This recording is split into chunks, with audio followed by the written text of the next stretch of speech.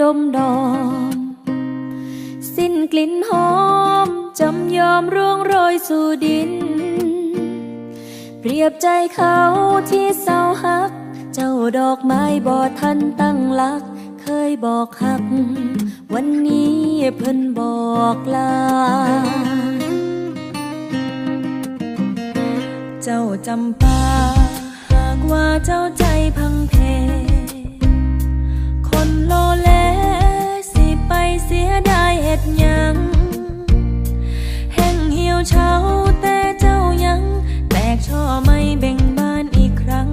จำปายังกลุ่นกลิ่นหอมไปคลุ้งป่า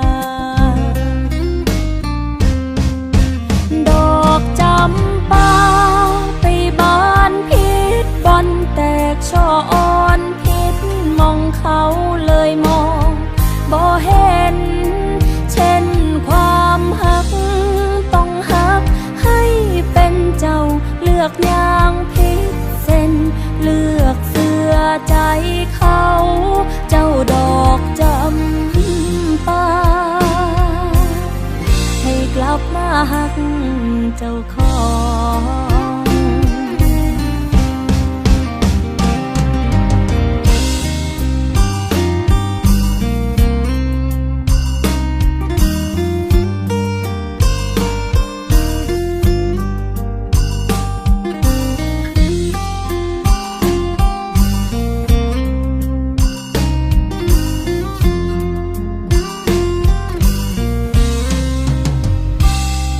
ที่ลอยลองให้จ้องหัวใจเจ้าคืออย่าไปฝืนไปบืนคันเพิ่นสิลา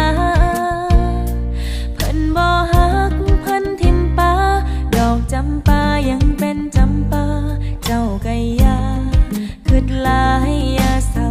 เลยดอกจำปา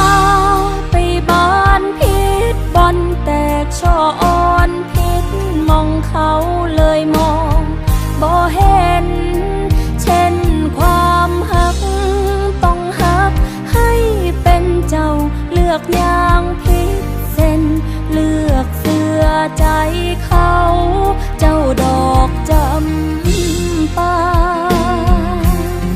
ให้กลับมาหักเจ้าของ